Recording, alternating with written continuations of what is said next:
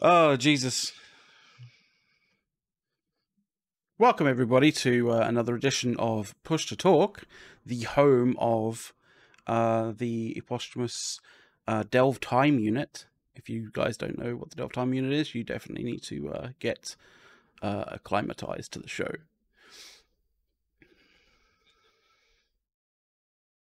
Ooh. I have a bit of an issue here, actually. I need to quickly double check and grab the correct channel.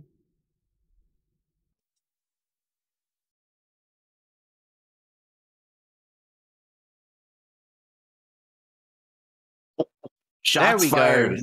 We're not even. There we go. Normal 12-year-old smoke. They normally go like behind the school to do it, but no, it's the bathroom. The bathroom is the go-to for every high schooler in the universe. Did you make your bed today? Not. In the UK, we use bike sheds.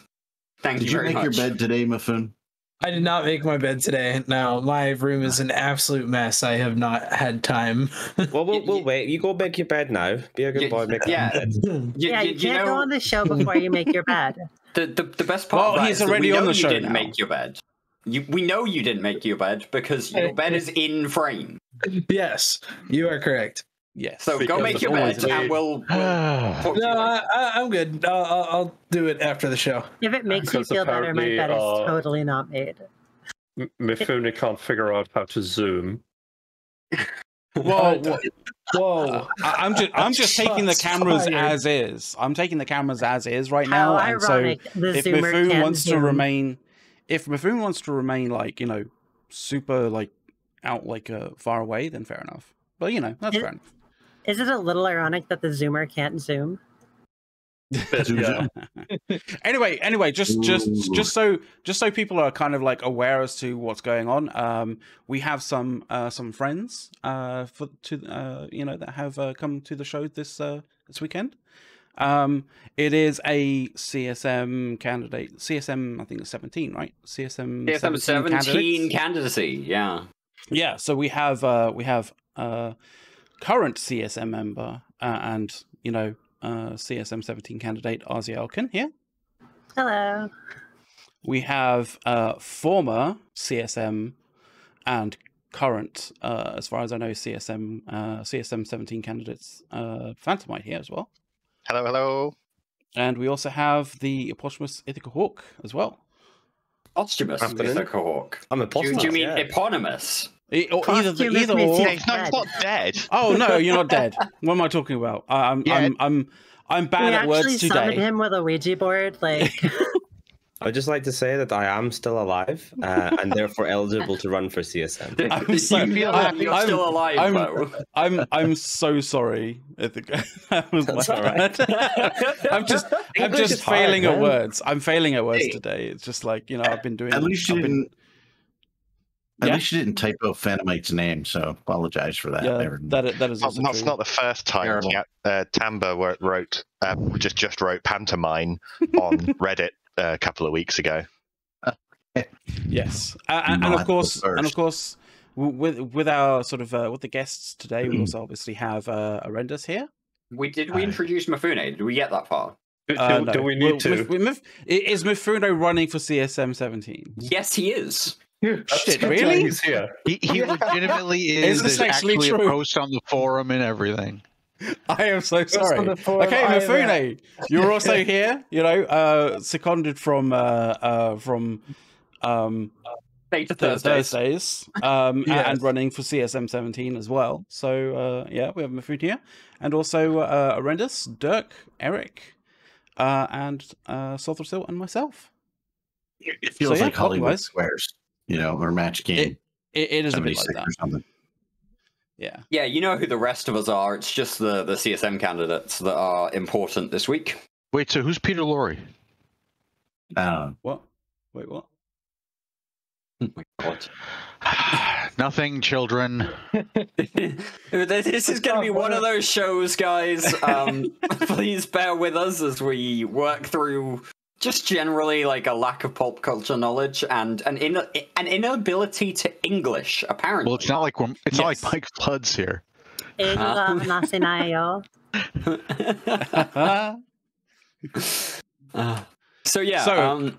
We are talking about CSM 17 this week. For those who don't know, the CSM 17 elections will be happening in a couple of weeks. That's happening between the 7th and 14th of June.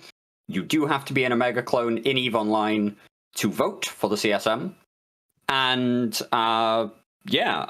we've got submissions which closed yesterday. So we will be hearing about the full candidate list, but a lot of people... It closed a lot longer ago than yesterday. No. Application processing finished yesterday. Sorry, yes. Thank you for the correction. We'll be finding out the full candidate list on Wednesday, the 25th of May, as I just said, but we've got a lot of candidate forum posts up already, which is a mandatory step to being a candidate for the CSM this year. You've got to do it. CCP make you do it. You had to have that by yesterday. And so, this is going to be an interesting discussion over the next hour and a half, maybe 2 hours. I think it would be right, first up, Mac, to potentially let the CSM candidates kind of introduce themselves, kind of give them a bit of a platform to say who they are and what they're interested in for the CSM and what they want to look at. I mean, that makes a lot of sense. Yeah, let's go alphabetically. So, Arsia. Hello, my name is Arsia Elkin. I am a fleet commander in Electus Matari, which is a smaller role-playing PvP alliance. I'm running again on a faction warfare campaign.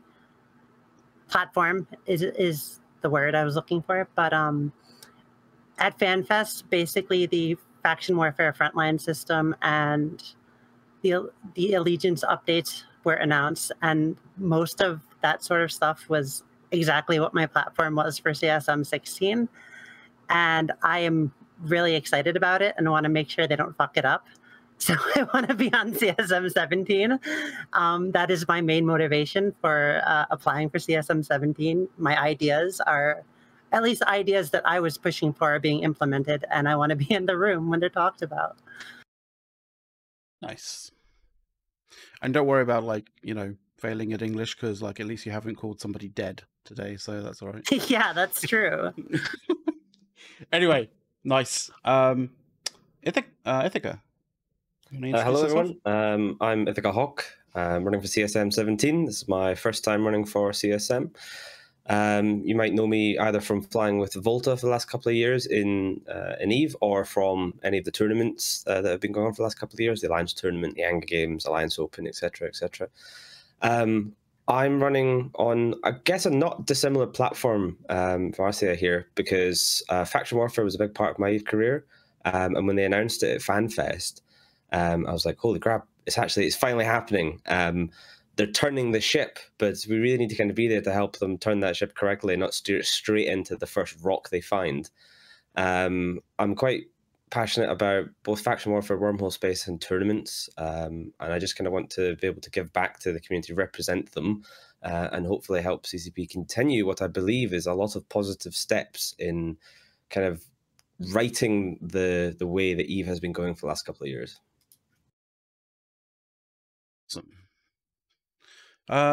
Let's be moving on to Mifune. So my name is Mifune.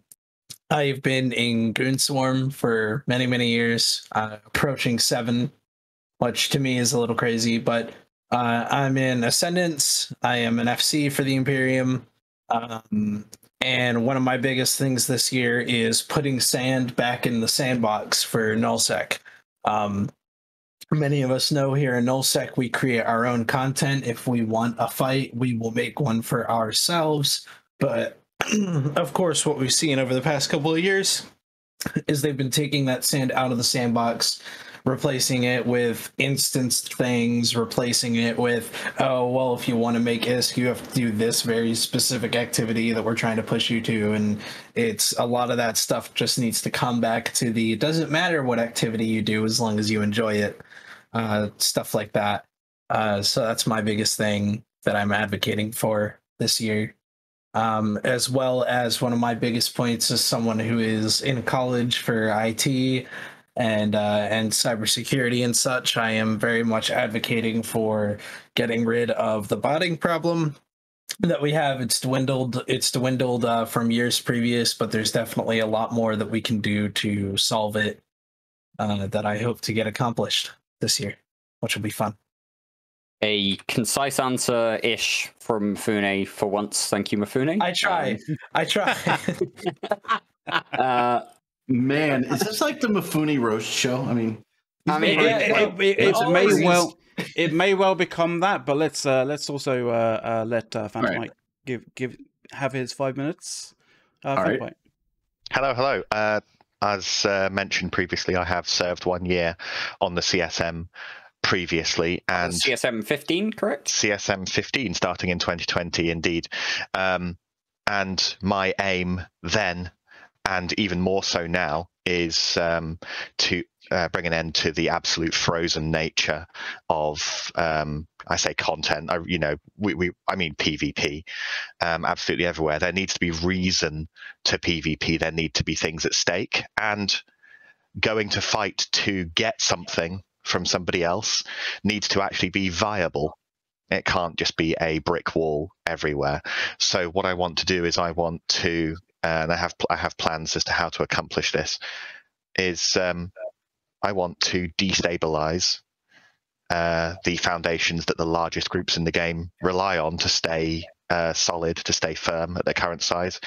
And at the same time, I want to offer opportunities for progress and content to smaller guys, so that they've got options in the game outside of joining very, very large groups. Fantastic. Okay. Awesome. Right. So just to, I suppose, kick this off with a little bit of a hard question, if I may, Mac. Oh, yeah, dude, go for it. I'm going to quickly grab some water. I kind of want to ask the panel here, our CSM candidates. First up, what do you think is the biggest issue in EVE Online right now? And do you think that anything CACP has talked about recently, given that we just had the 2022 FanFest, the first FanFest in 4 years, do you think they have anything in the pipeline that was announced that will address whatever you think to be the biggest issue in EVE? I suppose we could start again in alphabetical order. So Arcia, in at the deep end. So I think Phantomite was right in saying that there needs to be things at stake to fight over, and reasons why you just shouldn't pile into a large group. I think that the lack of those things are one of, if not the biggest problem in EVE right now. A lot of the content that happens is just larger groups knocking over smaller groups, and the smaller groups not being able to do much about it.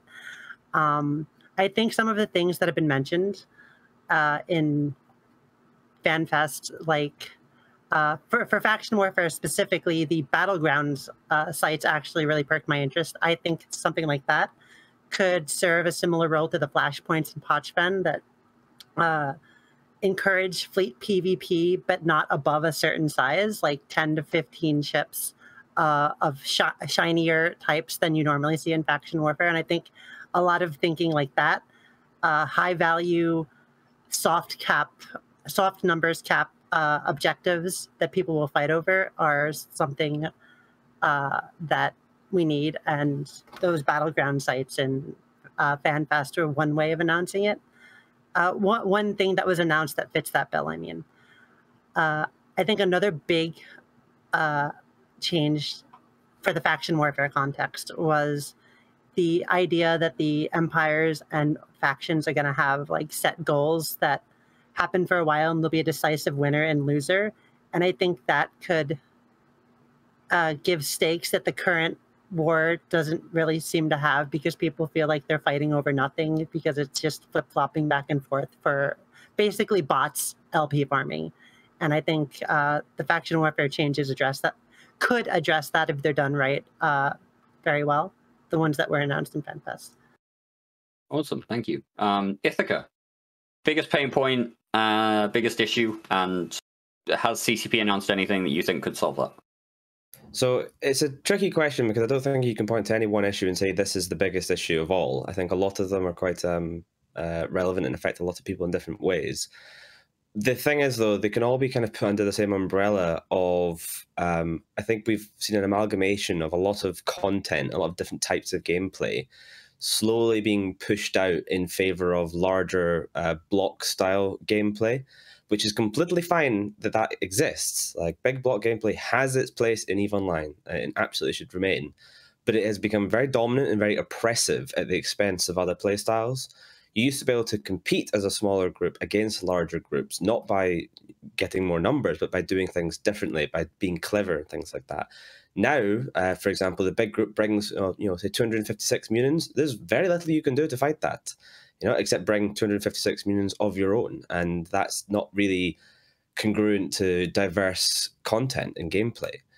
How do we fix it? Again, I don't think there's one simple answer to that. I think what we have to do is acknowledge.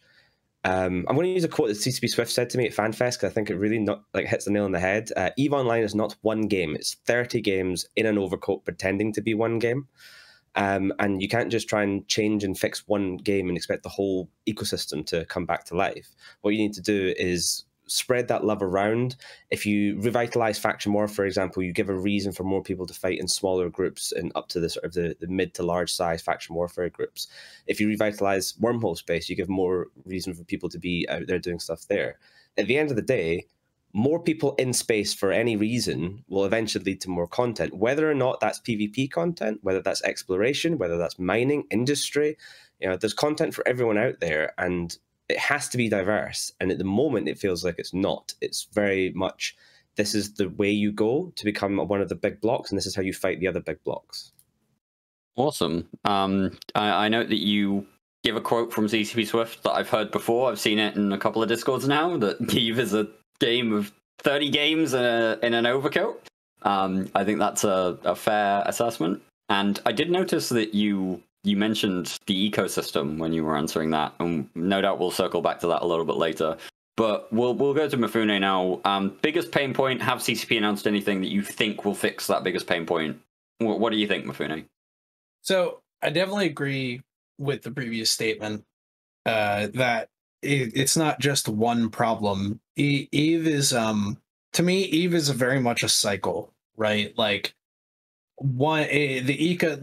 earlier, the ecosystem, it can't survive with only one thing as a focus or two things as a focus. Like, it really is 35 games all being together in one game, right? Like, there's tons and tons of play styles. And as far as things like smaller groups trying to get out there, trying to get into nullsec, trying to, compete with the bigger guys, I don't feel like the big block themselves is a problem. And I know it's kind of like a tired out statement of the Goonies. They're so good at the game. They're so large that nobody can compete with them.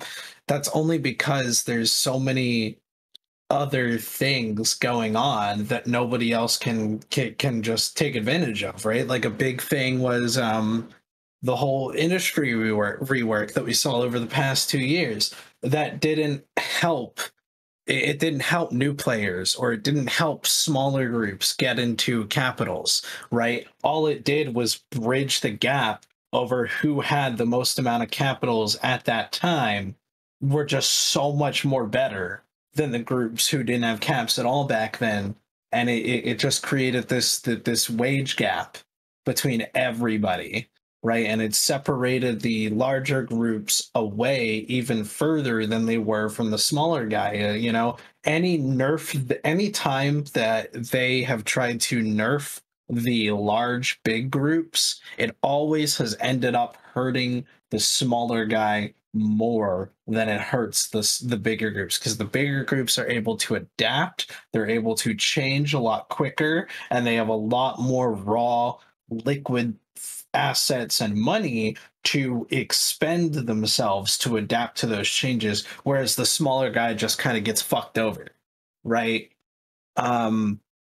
And the industry changes are a huge example of that. But I think one of the biggest problems, especially here in nullsec, that we're seeing is just the lack of players. There's so much empty space out there. There's Branch, Tenal, Immensia, which is that's being emptied out right now because of the stuff going on with Goons versus Fireco, right? There's so much empty. Providence is a huge big one that has been screwed over the past couple of months, right? There's so much empty space, and these smaller groups can't take them over, because when they try to, they're just going to get mixed up with the politics and the 4D chess game that is the big blocks. And right now, there's no way to compete with that, because in all honesty, nullsec ain't worth it right now, right? Like the nullsec, the only way to make money in nullsec right now is moon mining and possible abyssals, possible crab beacons, and maybe your occasional marauder doing anomaly sites, right? That's okay. So, these are all pain points. But have CCP announced anything that you think will directly look to your major pain point? I think the faction warfare revamp, if done correctly, and if they can work faction warfare into a way that affects the rest of the Tranquility universe, I feel like that could solve a lot of things. I feel like that could be the shakeup that a lot of people need to see an opportunity and take it. Okay, awesome. And Phantomite, last but obviously not least, again, we'll get you in earlier on some of these discussions sooner, sometime today. But yeah, biggest pain point in EVE Online currently, and have CCP announced anything to fix it? Biggest pain point, as has been growing for 6 years, is the sheer size of the largest groups in the game. The sheer size of the groups means that it sucks people away from other areas, because they have the best opportunities for progress in terms of industry and economic opportunities.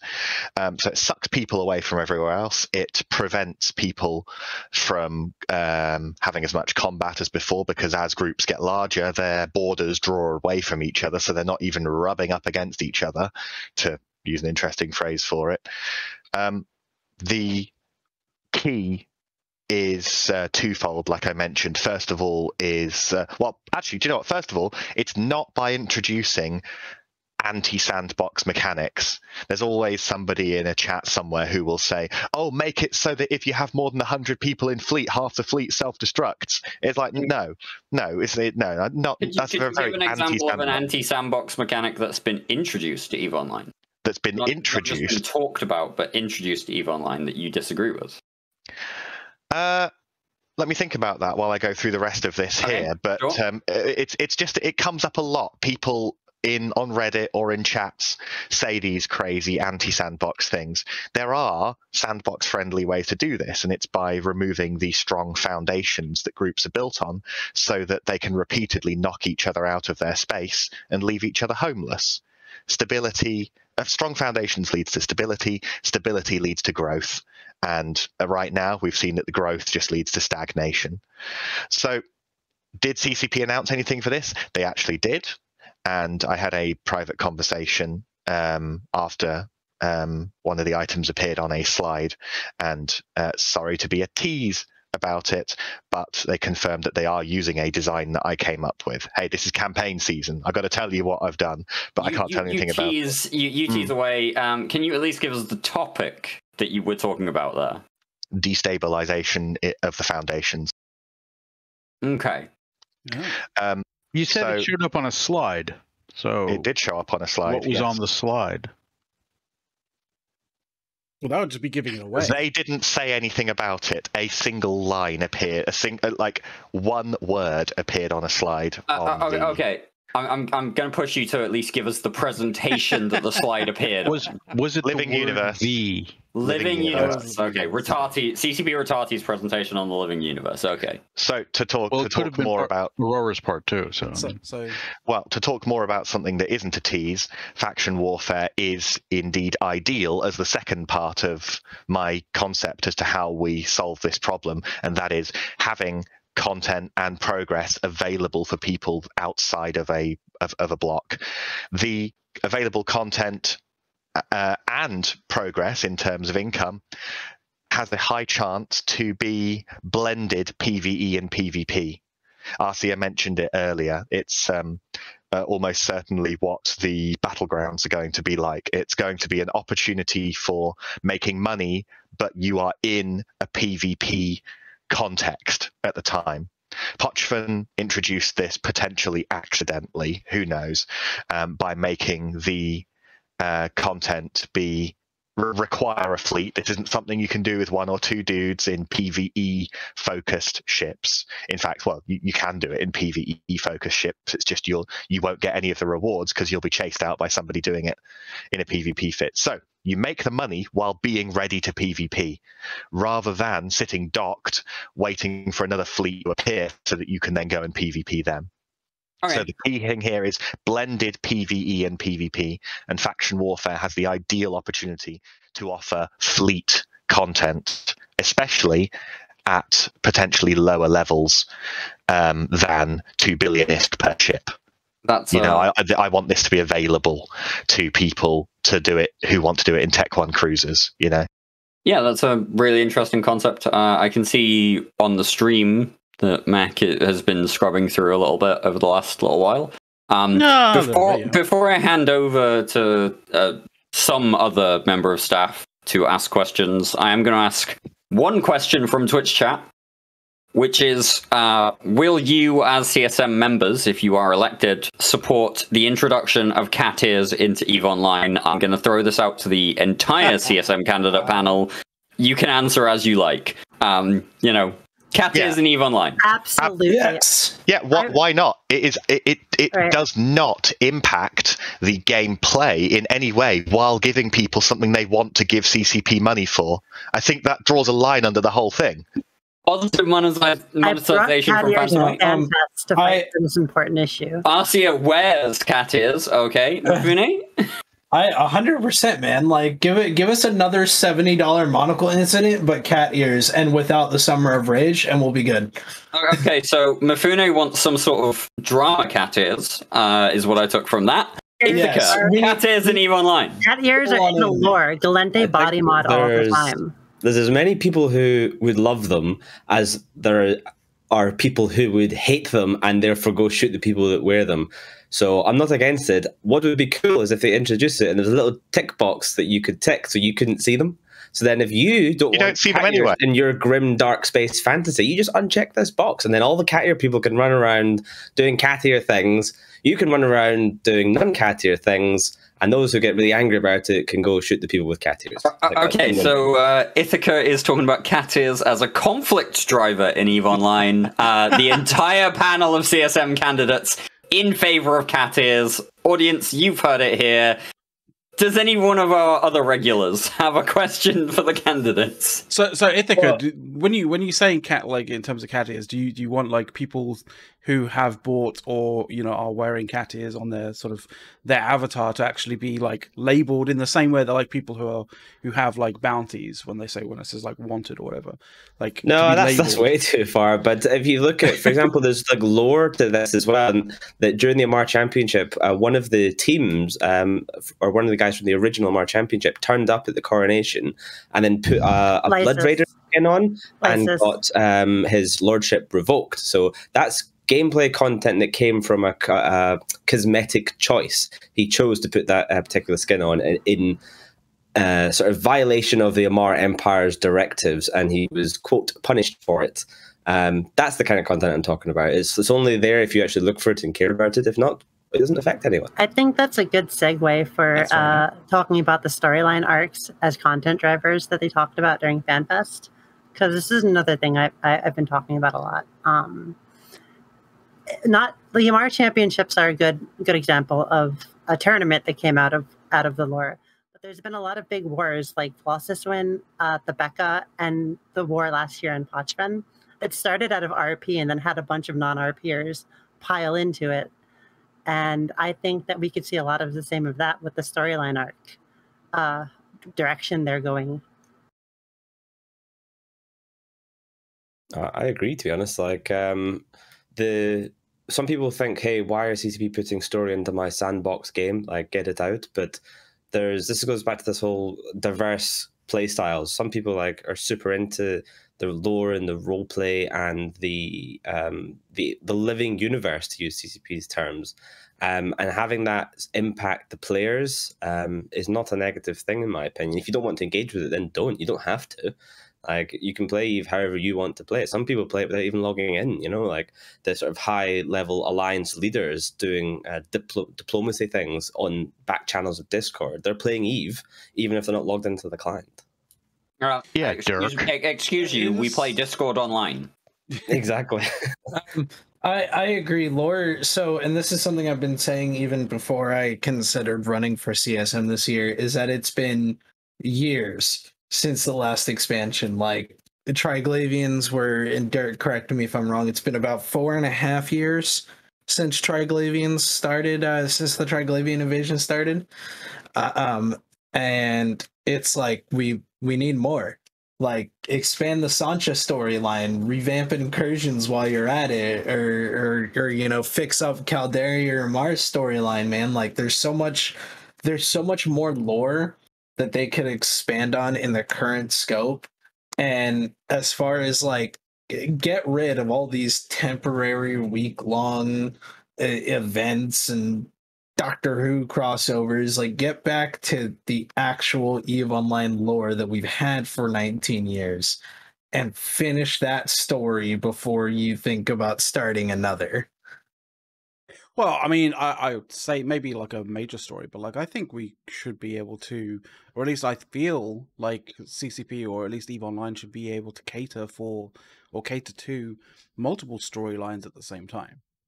So, like, there are usually multiple storylines running along. Every so often, CCP Delegate Zero, who is fantastic, puts out news releases that aren't full scope videos, and you'll see a lot of like bullet points like the Minmatar Republic's doing this, and this happened in Pochven, and then the Amar Empire is doing this. And sometimes there's little breadcrumbs you can follow to figure stuff out. And the thing about this, for a lot of people asking, why do I care if I don't care about the lore?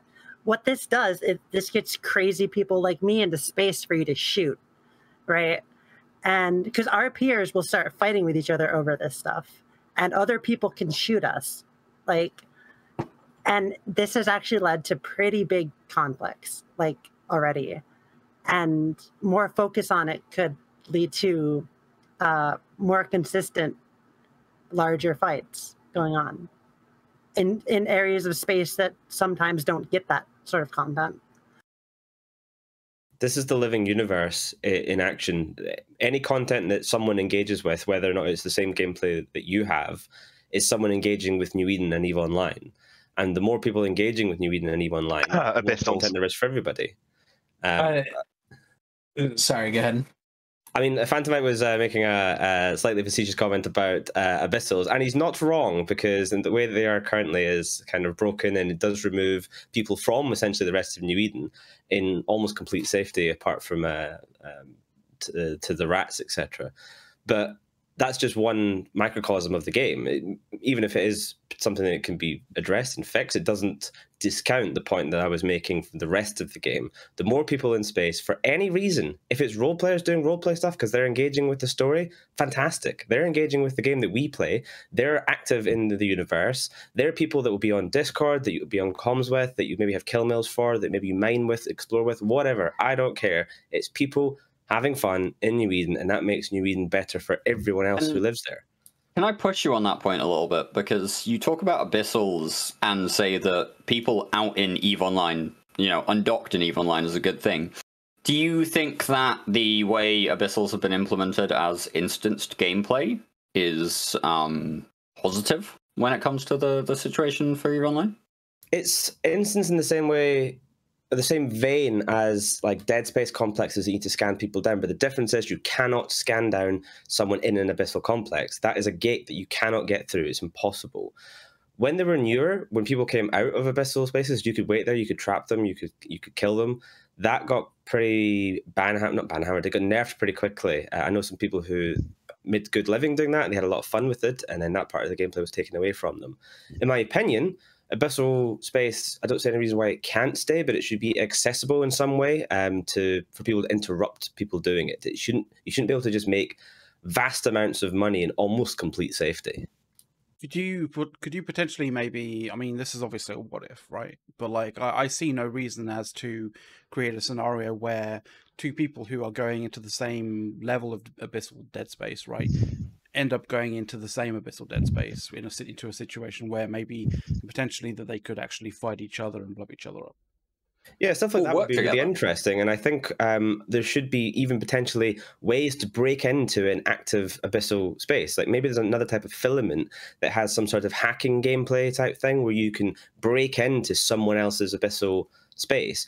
That being said, if you give people access to other people's abyssal sites, then the people running the sites should have counterplay to that as well. It would be very unfair if they could just basically get ganked with no recourse. Well, I mean, you could obviously argue that they could have PvP fits, etc., etc. And this is a back and forward argument that is not just a this versus this. It's quite complex. But and I'm not saying these are even good ideas. Like, I'm not a game designer. I can't sit down and say this is a balanced idea that would fix the game. These are just thoughts at this point. But I do think making it so that it's not segmented from the rest of the game can't necessarily be a bad thing. We already saw in the precursor to arenas where people could go into the PvP room that it essentially you had to fit pimp or even super pimp to be competitive. So anybody who is just fitting mild pimp essentially largely stood no chance in there. But CCP has the tools for module limitations as well. But then at the same time, we've already got arenas for that kind of thing. Now, I think that Ithaca, you know, your concept about other people being able to meet in the abyss is the obvious answer. I think that's the best answer. I always envisioned a redesign of abyssal chains as being closer to an ever-shifting labyrinth of chains. And, you know, once you've been through X number of them, your gate always spits you back out. So you've still got a limited amount of time in there. If there was the chance that one of the rooms you're in might connect to another one, and it was a labyrinth you were going through, then, you know, it would stop people from being able to go in and double team somebody else. It would be 1v1, but it would still be the domain of people who were rich to succeed, rather than something which is currently open to everybody. Unless, of course, we have some module limitations. But it's starting to verge upon anti-sandbox slowly. So I'm not experienced enough in the Abyssal Dead Space or with Triglabians and Poshpin and all that. I'm not experienced enough to be able to comment on that specifically. But along the same lines, one of the things I'm advocating for this year is a rebalance of the crab beacons that we have in nullsec. And the thing with the crab beacons as it stands is that there's only a singular crab beacon. It has its restrictions. People follow those for the most part. They park their dread, they park a marauder alt, they tank the stuff, they run them. They have some risk, but in a lot of areas of space, they're just, the risk isn't there, so people are able to run them freely. And then because of the way that the rogue drone AI currently works with the crab beacons, you're seeing dreadnoughts and especially revelations and Voggers just dominate the meta for how to run a crab beacon. And one of the things I have been advocating for this year is to change that to be almost similar to the abyssal tiers, right? So you have certain crab beacon tiers for certain capital ships. You have a tier that is designed especially to be challenging yet completed by a dreadnought. Or you have a crab beacon that is designed to be challenging yet completed by a carrier. And the larger the capital level you're scaling, the more of a risk and the more of a reward that you are getting. Just like with the abyssals, if you do a level 5 abyssal, you're taking you're not taking like a Gila in there, you're taking a rattlesnake or you're taking a Vogger or something like that, right? I feel like one of our problems in nullsec is that it's hard to get people to undock their big toys. In the old days, we had super ratting, and you had supers dying left, right, and center. You had Titans boson ratting, and that got Titans out on the field for people to hunt, since that's been a huge play style that died. Right? I do recall. But it was a play style with comparatively massive income as well. And when you offer when you offer people the opportunity to buy a super expensive ship to make a very large amount of money, that's just the cause of being in a gigablob as well. It gives the best opportunities to the largest groups, and it requires you be part of a large group to be able to do it with any reasonable level of safety. The only reason that small blocks, the only reason that small groups cannot compete with the larger groups is the organizational aspect, right? Not being close to another 1,000 Titans in support for when it gets tackled. Hold on, let me ask a question. What's wrong with that? There's certain gameplay that you can only do in large groups in any game. In any game, you look at the World of Warcraft rating groups, and it's obvious. That was a question for Phantomite, I think. Any of you, but yeah. Sorry, Phantomite was like talking, and Eric cut in with a question. I kind of assumed it was. So the Giga blocks are gigantic and really far apart from each other, but everybody else outside has the opportunity to come and fight their umbrella. Yeah. So what's wrong with that? We lost your sound. I think the issue that Phantomite has is like there's no issue with that being the case. It's just the issue that Phantomite has is that activity that is drawing those people in. It's gate-kept to the large groups.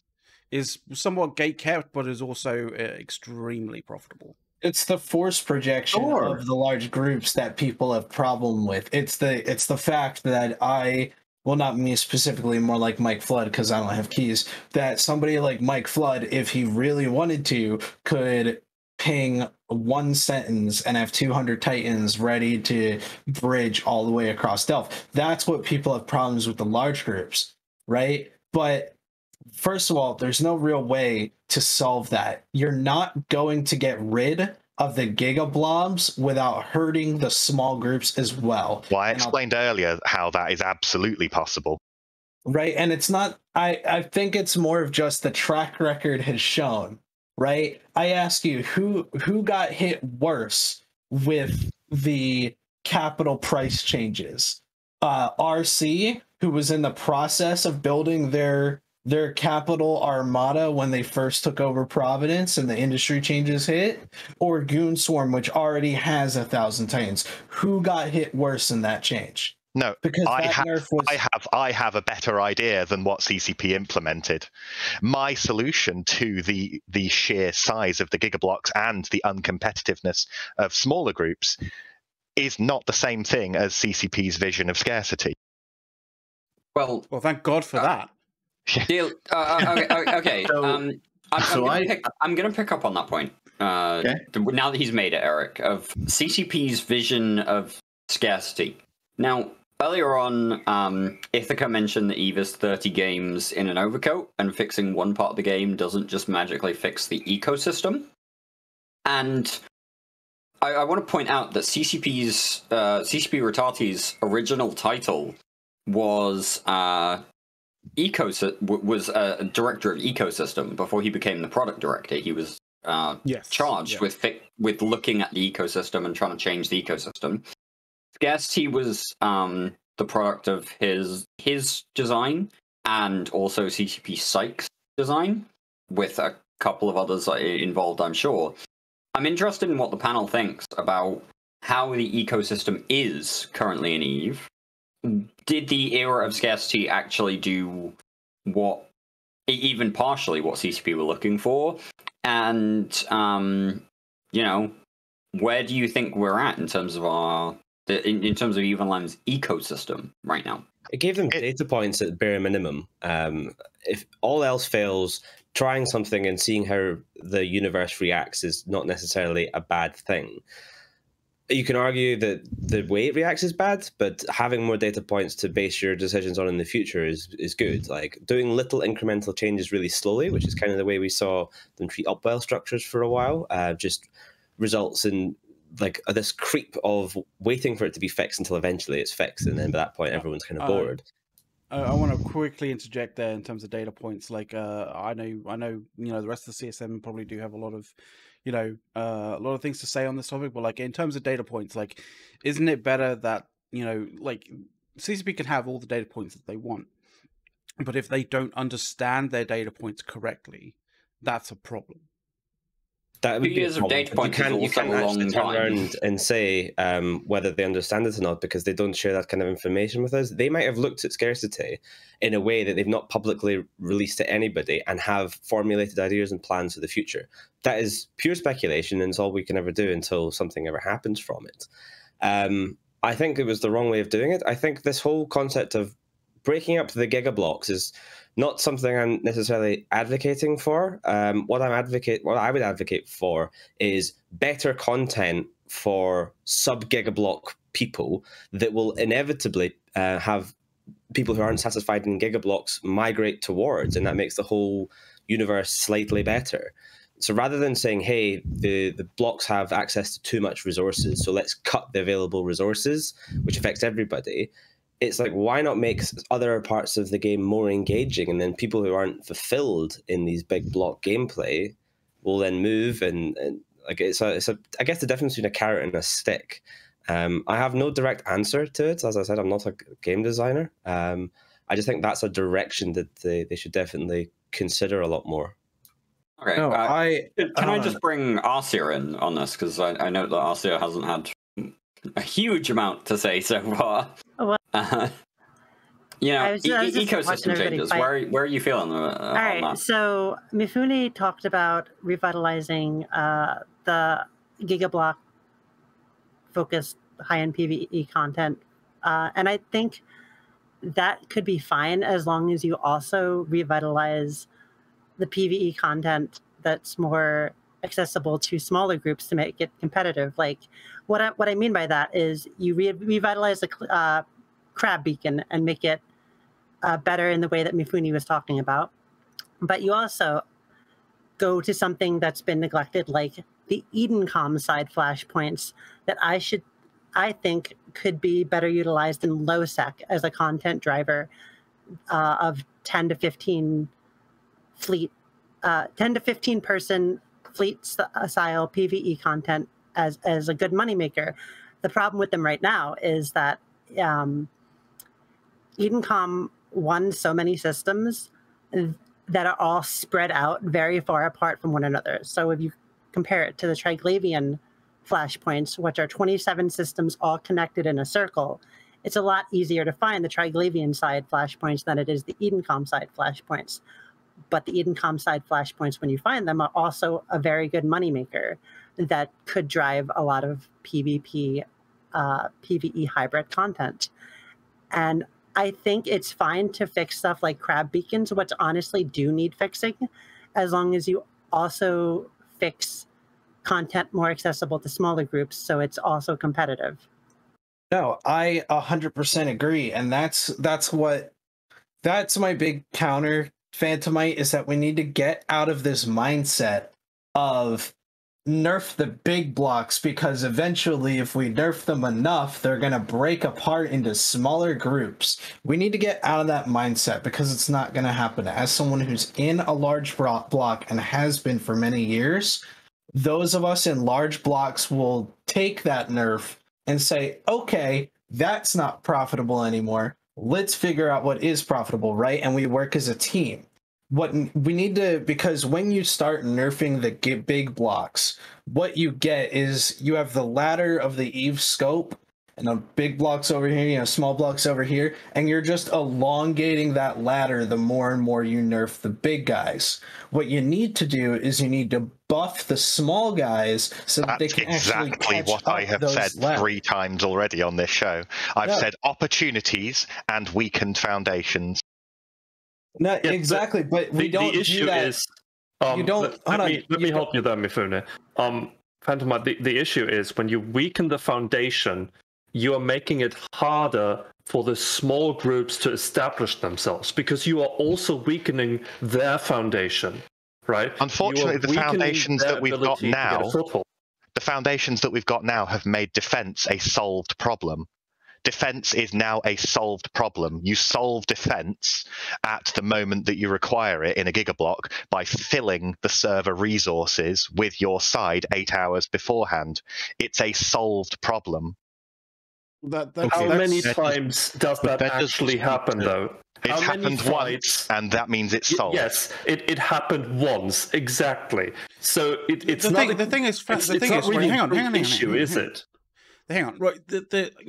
Yeah, fair enough, Phantomite. Like the issue and the way to defend is a solved problem, but it's been a solved problem for literally a decade. It's been solved, since the old fucking wars. Yet we still have wars, we still have conflict.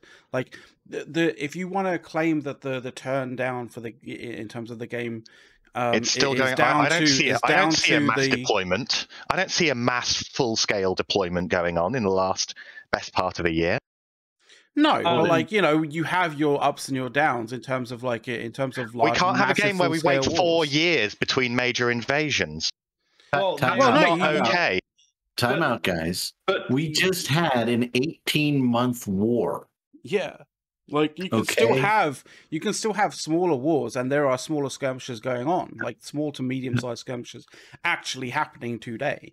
But like what I'm saying is, if your complaint is that that defense is solved because all you do is you push as many people into the target system as possible before the aggressors, then that's been solved since that was solved when PL were sub holders before 10-15 years ago. Yeah, the difference is now it's at will by the fewer larger groups. Previously, it took several groups coming together who were otherwise separate to be able to fill a server defensively. Now it's just available with a couple of days' notice. Please, this is being misrepresented all the time by people. I was in M2. IFC'd in M2, okay? So don't tell me what happened, because what actually happened is we staged our people hours before the fight in the system, and we were wondering why the enemy side was letting us do that. Because so you're saying 8 hours beforehand is the way the game is supposed to work? Yes, it wasn't. It was like 2 or 3 hours. 3 and a half. 3 and a half scale that we're talking about. Guys, one person at a time. At the scale that we're talking about, that's been the case for a long time. Like the old invasion of the old Northern Coalition. Like I remember being in fleets there where I was like, why aren't we in system yet? We're in for defense, and the Russian kind of forces are already jumping into the system that we're meant to be defending. Like it's been this way for a long time. People have known this method of defense for a long time, and it's not a case of it required. That's actually a really good point. Yeah. When it comes down to your major strategic objectives, you pre-ping for them.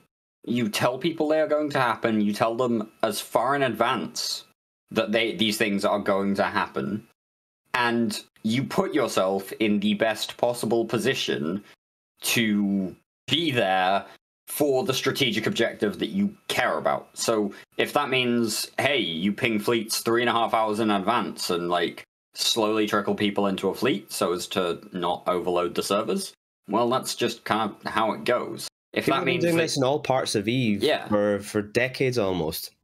Look at Wormhole, for example, doing a Wormhole invasion since they came out in 2009. You trickle those people in have whole control. Nothing else. You had to have whole control for 3 days potentially back in pause days, and you would have whole fleets pinging in, logging in, being there continuously for multiple days. It was just part of the strategic gameplay of EVE Online. I sympathize with Phantomite's position.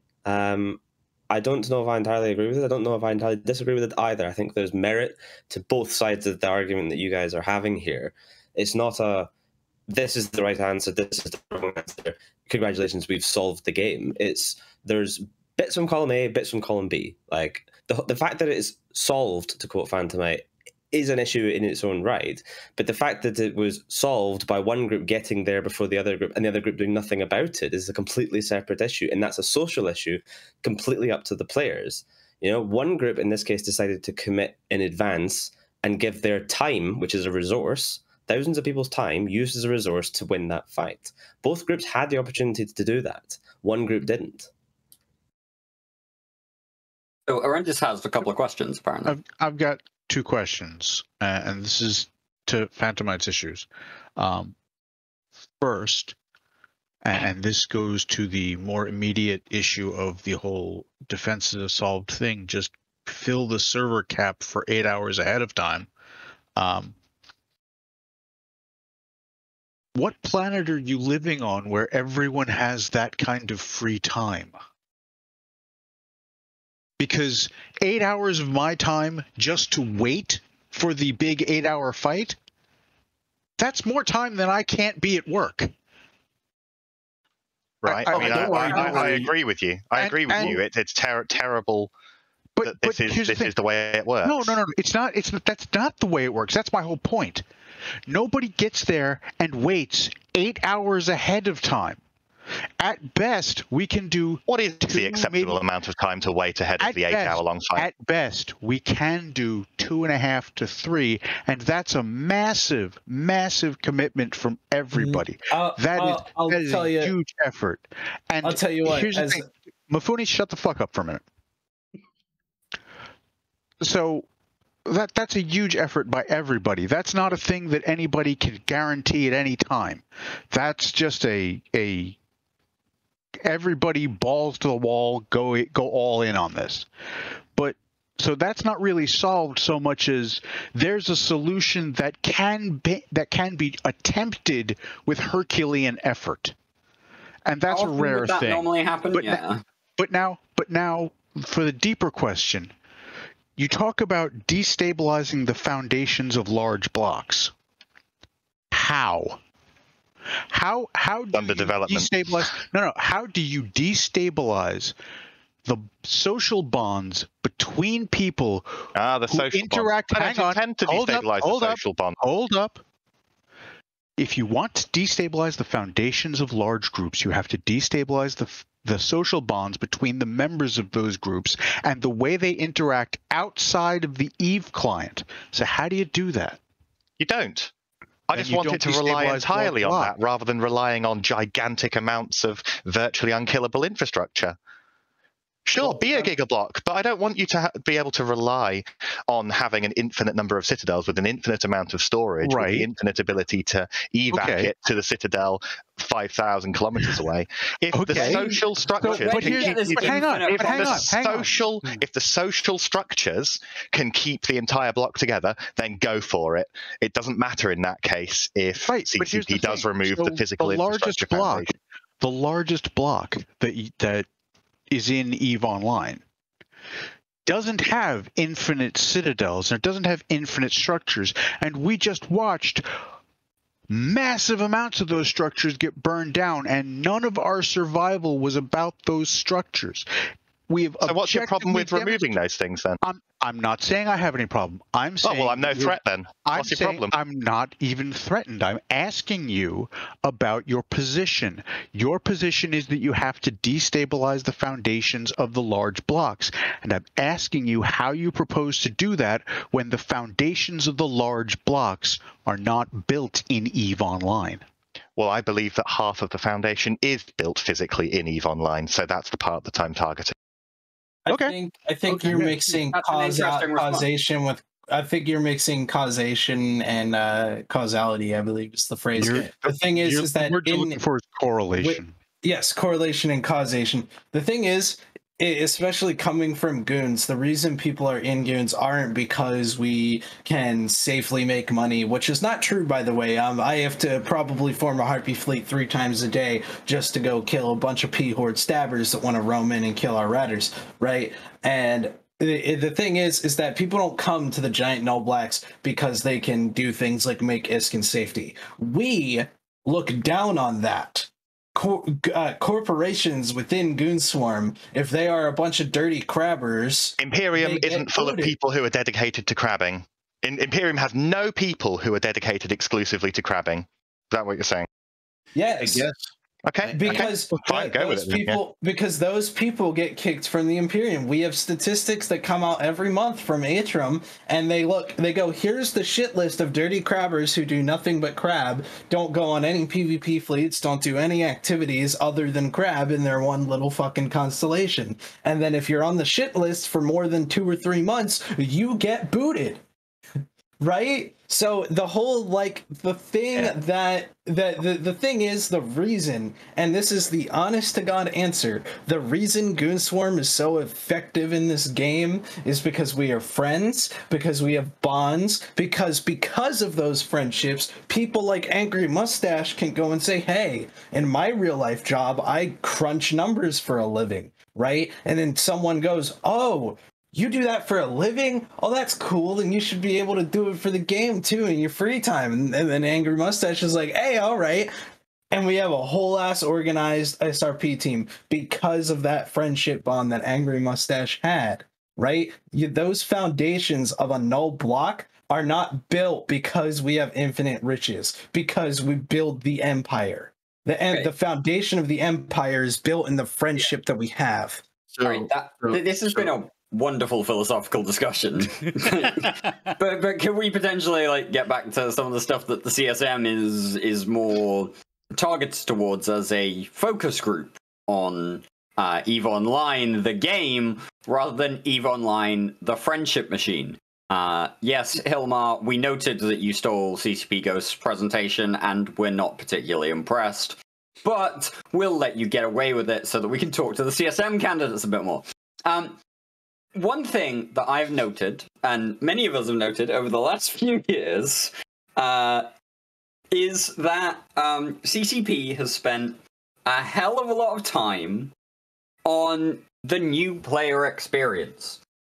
We are currently experiencing something like new player experience version 6.3 since 2016, which is, of course, the like story arc kind of stuff. It's not a bad new player experience. I wouldn't say it's necessarily better than the previous one, but that's up to CCP's metrics to prove. CCP has spent a lot of time reworking the first 4 hours of the game, but they seem to have just kind of avoided dealing with the new player experience, which is what happens afterwards. How do you actually move from the new player experience to new players engaging with EVE Online and becoming veteran players over the course of time? How do you candidates see CCP working on that, and how would you like to feed back to them as parts of as members of the CSM?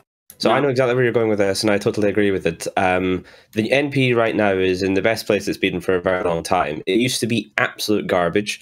CCP Soundwave used to describe the new player experience of EVE Online as, welcome to EVE Online, here's your Rubik's Cube, go fuck yourself. And for a long time, that's exactly how it was. Nowadays, you have... Not even mad. I mean, that was a direct quote from CCP Soundwave. Yeah. Totally. I want to finish my point first, because you have this NP that's spitting people out into the game, and they've learned a bunch of stuff, but they're shaky foundations at best, right? And you have, at the other end of the scale, these huge organized blocks, or elite solo small gang groups, or wormhole groups, or like experienced exploration groups, industry groups, etc. They're high level doing whatever they're doing, and there's not really much of a bridge between them. Things like faction warfare used to serve as a great funnel, essentially. It took people out of an MPE and it sort of started to mold them specifically in more combat related careers, not everything else. But it started to give people an area to experiment with solo, small gang, medium-sized gang, and large alliance level combat.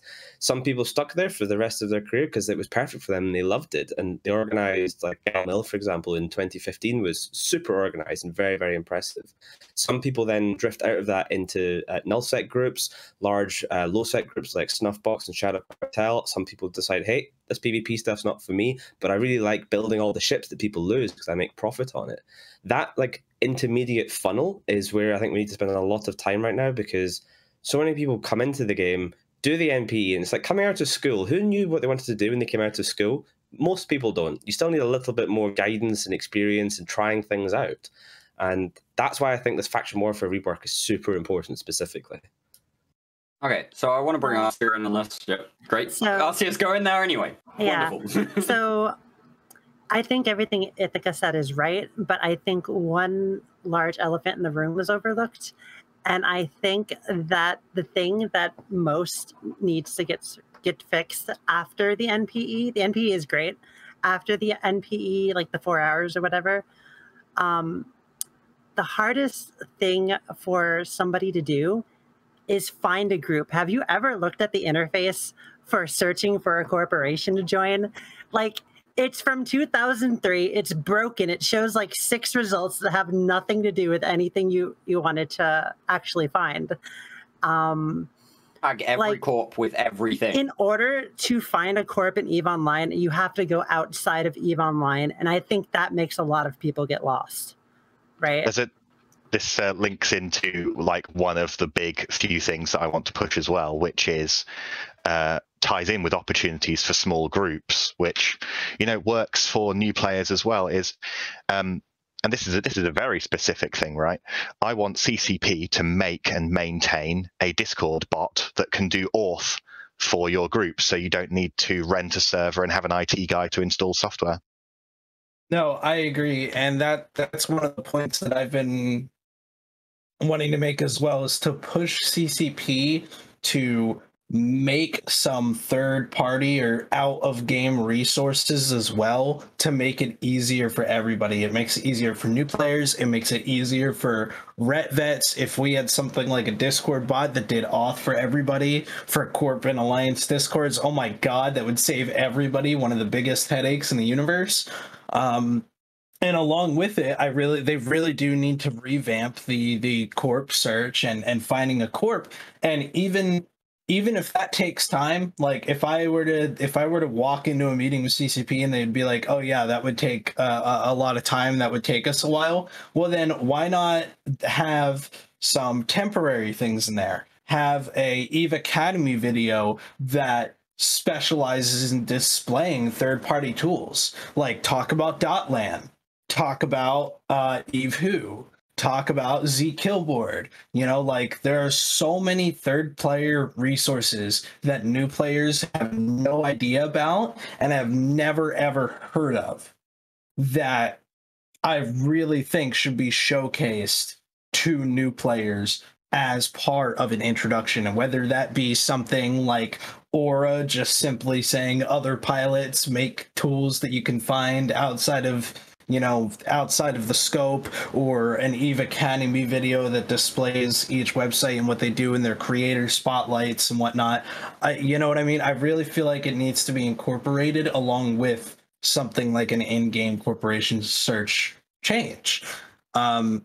And one of the other things that I've been talking about with the NP, especially with my campaigning, is the default overview. That default overview of a general, mining, and warp 2 tab, dog shit. Let alone that the general tab, the default tab that players are on, shows quite literally everything.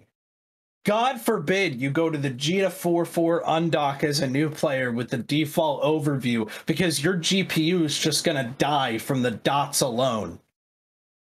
Right? Like they need to change the default overview, make it more concise, and then also have an EVE Academy section on how players can customize their overviews. I work with the new players in my corporation. I'm a mentor for Ascendants. I work with our high-set corporation, our newbies, all the time. And I will literally sit down there for 4.5 hours talking to them about how to literally customize your overview to get exactly what you want out of it. And there needs to be resources for new players to do that. One of the biggest complaints within those first 4 hours of EVE is, what the fuck am I looking at? Well, yeah, what the fuck are you looking at? Because you're looking at everything. If you're in the career agent for mining and you notice the mining tab, or you go to the career agents for the mission running and stuff like that, those mission running NPCs, you don't have an overview tab for that. They just get shoved into the general tab along with everything else in space. It's annoying. A segue in. This is something that's perhaps a bit of a faux pas for a CSM candidate to say, but if you really care about like NPE and things like that, and like the new players coming in, then and if that's the part of the gameplay that most connects with you, then candidates like Jinx, who's running from Brave Newbies, I think is a really good candidate. He'll be on my ballot. He's got a really good way of interacting with people, and he sees this firsthand, day in, day out, and he can take that perspective that I don't necessarily have, because I've been a new player. I have worked with new players many years ago, but not on the same level. I think it's important for us to like identify the bits that we're not good at in the game, and Jinx is really good at that. So just sidebar, I think Jinx is cool, and if you like the new players, you should vote for Jinx. Yeah, so it's a little bit sad that Mike Azariah is not running this year. Yeah, exactly. He's a great person for that because he brings that perspective that not all of us have. So I think one of the things that gets overlooked a lot when we're talking about NPE is a lot of EVE is almost impossible to teach in like a mission sort of format. Like there's a lot you can teach, and the NPE is great, and they should continue to build on it.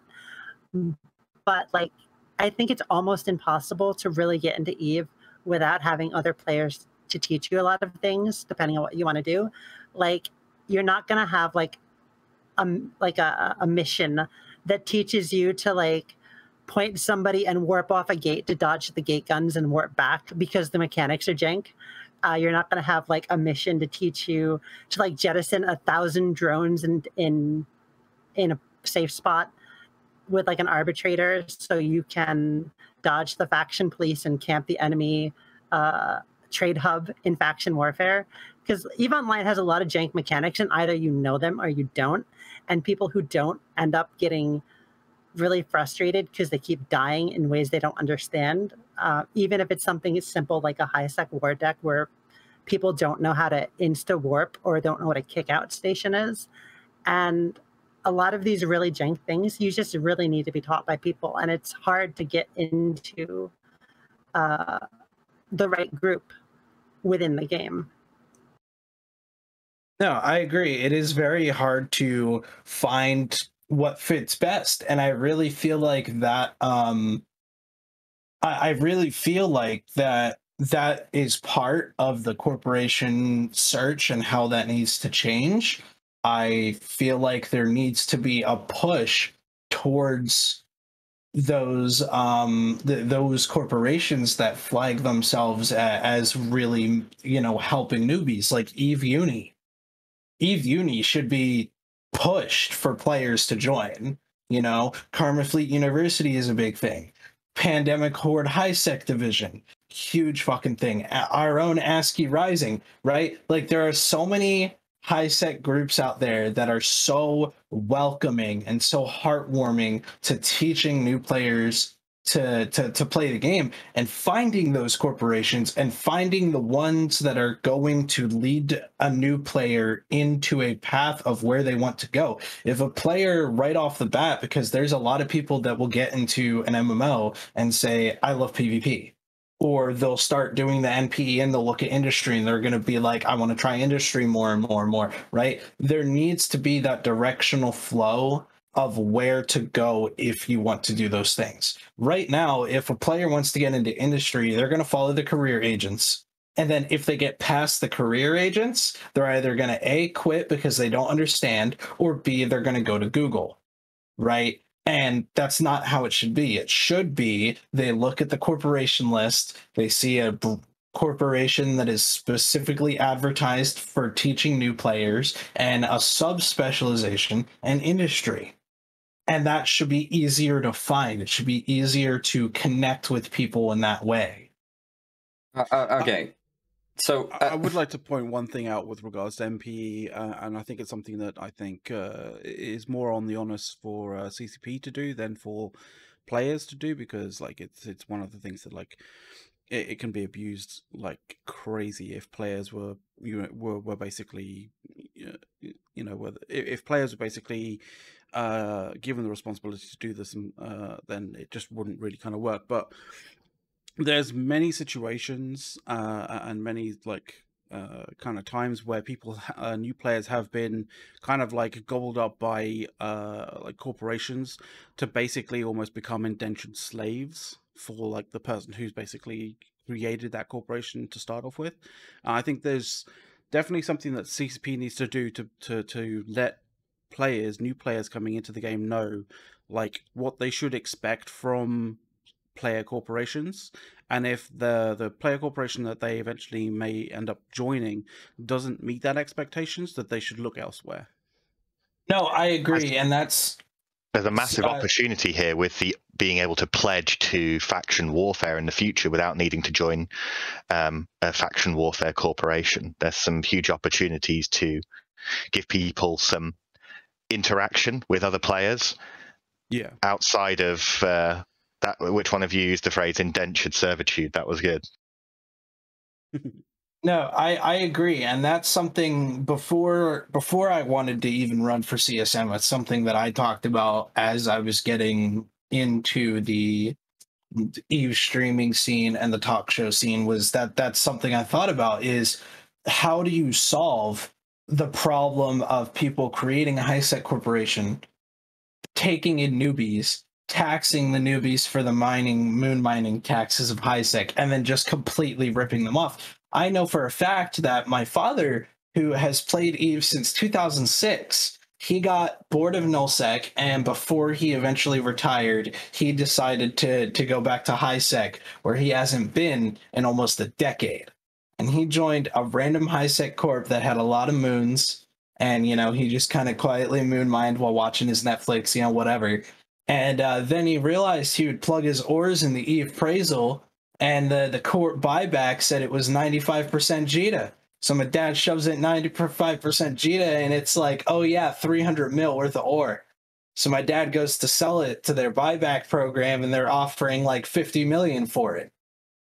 Yeah. And it's like, it's just a ripoff. Like it's a ripoff for newbies, and that is something. But there's no way.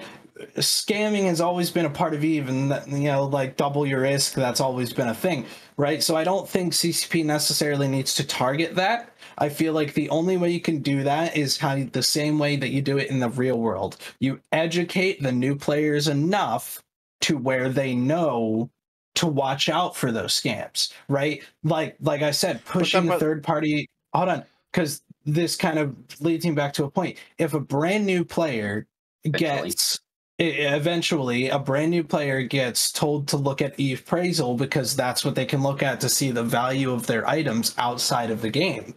They get introduced to EVE appraisal. Next thing you know, they already know that they're going to get scammed out of their fucking moon ore from this random high-sec corporation, and they know to look elsewhere. I think the only way you can solve it is to educate the new player into watching out for those types of scams. I'm sure that I've told at least one of you in this channel about the concept of speed dating, right? Oh dear lord, this sounds like a terrible segue, but sounds terrible. This is the part where I say, "Glad I'm married." Carry on with it. This sounds perfect for Push to Talk.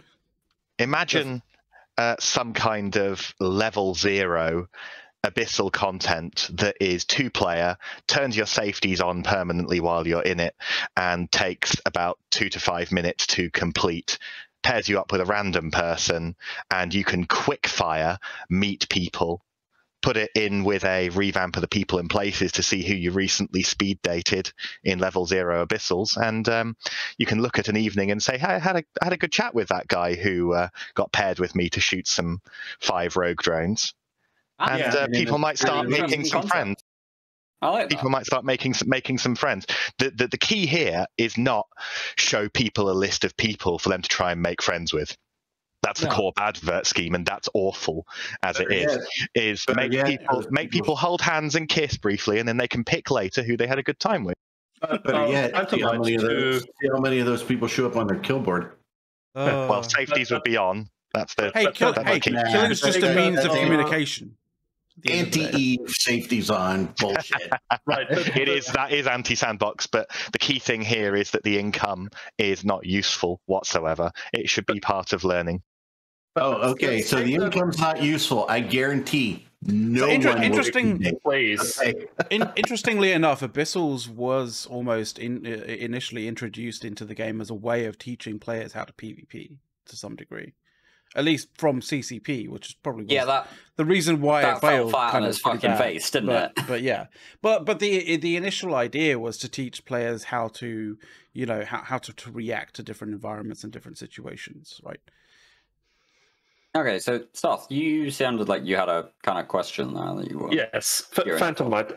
Don't you think you could take that idea a step further instead of just offering people a two-player experience where they can meet people?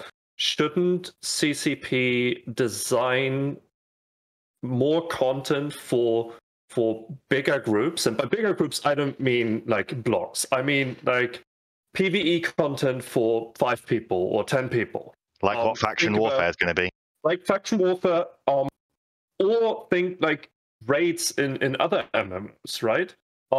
Incursions, for example. Incursions are a great way to make some good money and also meet some people, and you are forced to do it in a group because of the way they are designed. Yeah.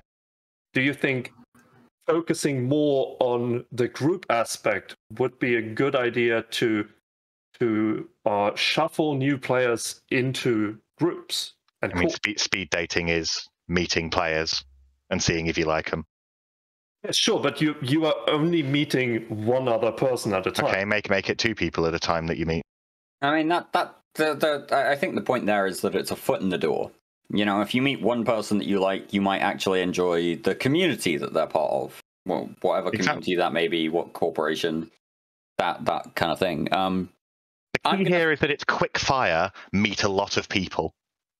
And just see how things go. I do actually really like the idea. I think it's got a lot of legs in terms of where it could go. And well, with 2 people, it's got 4 legs.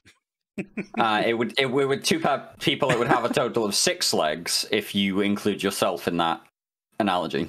Including the chairs as well. Provided everybody has legs. I mean, every one of my chairs has 5 legs and they end in wheels. So I'm not sure what you want to do about that, McLeod. But I'm not giving you chair. He's on my staff list. I don't want to be on a show with like robot hate going on.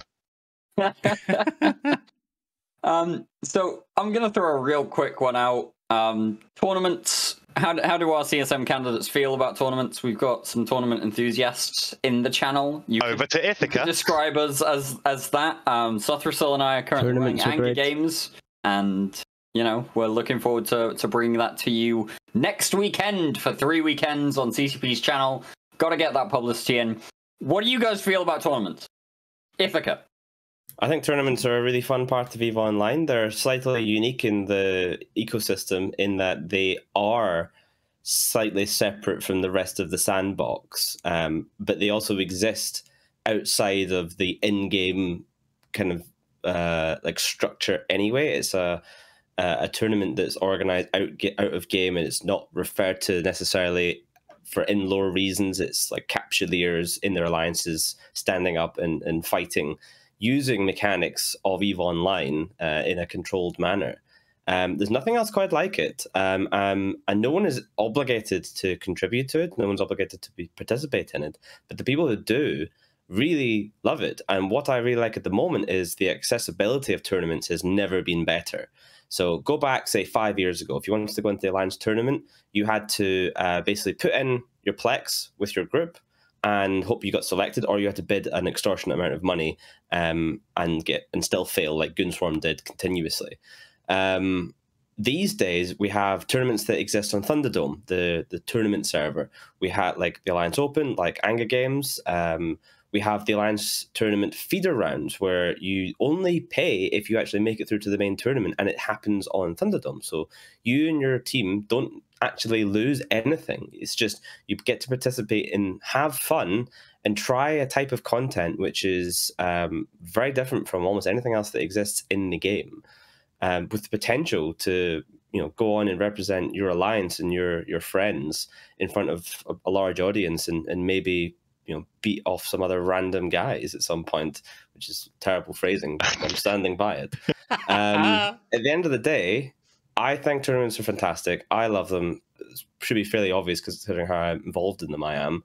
And I would love for this road track of being more accessible to continue, especially for tournament organizers. I want more tools available for tournament organizers to make it easier to run these tournaments, especially for smaller groups. So maybe Brave Newbies can run their own little Brave tournament inside, or Karma Fleet can, and it's not an absolute massive ball ache trying to put things together, run things on Thunderdome. It's easy. You can hook into like an API to make your own overlays, all sorts of stuff like that. That's what I want. You mentioned it not being such a massive ball ache. How much of a ball ache is it currently? Could you elaborate for that as a CSM candidate to the audience, rather than Sarthrasil or I just like complaining about it for 5 minutes? It's as least a bollock as it's ever been, I'll say that, but it's still a massive bollock. Basically, you've got Thunderdome, which is a server that when it was brand new existed literally under someone's desk in CCP's office. Now it sits in a rack, which is fantastic. Occasionally it just doesn't wake up, so we have to ask devs to go poke it. The tool has been maintained now by CCP Aurora, but for years it wasn't maintained, so if you did things wrong, you could really break the server. Case in point, one time when I was helping CCP Aurora do some testing before the inject Jita story, right? I managed to inject Jita 4.4, including the marketplace, into my head as an implant, and that crashed the entire server. Not just the node that we were on, but the whole of EVE Online on Thunderdome just died, and it wouldn't reboot. They had to do a database rollback because I'd managed to inject the Jita 4.4 station plus market into my head as an implant. That's how janky it is. That's how much of a bollock it is to interact with. You can really screw things up. I think it's important to point out that the tournament isn't just for the people who are flying ships in the tournament. There is an order of magnitude larger number of people than are physically playing it, who are having, at the worst, a mildly fun time watching it, and at best it's one of the biggest moments of the year for EVE Online to just be watching it, often with friends. I mean, yeah, some of the metrics for live streams for the Alliance tournament have been in multiple thousands of people watching, 5,000-6,000 people, and people who are engaging in Twitch chat. They have fun betting channel points for skins nowadays. It is a pale shadow of EVE bet. You can bet and get the model ships on your Twitch points. We will be having the betting for skins for the Angry Games, by the way. I do want to throw this over to Arcia. Arcia, where are your feelings out on tournaments?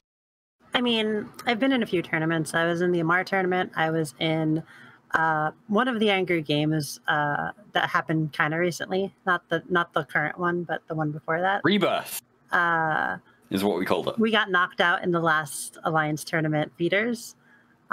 In the World Tour, I made it to the finals in Vegas and the semifinals in Toronto. So, bravo! It's not something I focus on, but it's something that I enjoy casually. Sometimes showing up in a tournament. Probably never going to place first in the Alliance tournament, but I support them. I think they're fun. I think they're a good training exercise for newer pilots, because you get to do all the practicing, because we practice a lot, right, when you're in a tournament, and it really improves people in how they manually fly their ship, because it's worlds different from anchor on somebody and shoot the primary, right? You have to fly your ship in a tournament. So I have a positive outlook on tournaments. Awesome. Mifune, I'm going to give you 2 minutes on your opinion on tournaments before I throw it to Phantomite. So 2 minutes. I like give him 4. I'll give him my opinion. No, tournaments are good. I enjoy tournaments. I agree with every point made so far. They're a fantastic thing for the game, not just for people that like to participate in the tournaments, but the viewership as well. People enjoy watching spaceships blow up, and especially when that's competing alliances for prizes. It's a fantastic thing, and I 100% do agree. If we made tournament tools hella accessible to a point where alliances could hold their own, miniature things, or certain players will be able to create other tournaments, and we have a whole roundabout of player-made tournaments around the game. That sounds so fucking awesome to me. Like, that sounds so great. Okay. We can have multiple things like that. Wonderful. Mifune managed to complete in less than 2 minutes. I will still offer Phantomite his time, but he does say he's offered his opinion already, and so no one here is going to say, "Oh, I hate tournaments. I wish they would be deleted from the game." well, there was literally somebody in chat saying that. There was literally somebody in chat. If there is somebody who genuinely holds the opinion that tournaments need to be removed from EVE rather than they just not caring about them, I'm not sure that's even a real person. That's probably a bot. Okay, there we go. It's probably somebody who got killed by an imp or something. Like, somebody says that it broke their immersion to the EVE Online experience. I remember the first time. Waste of time. I remember the first time I got killed by a tournament ship. I was in faction warfare, and it was the only tournament I had ever been part of at that point was the MR tournament. But I was like in a Crucifier Navy issue.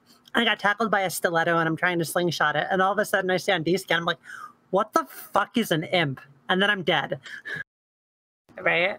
It was so funny. It's an interceptor. I know what it is now. Right, I know what it is now.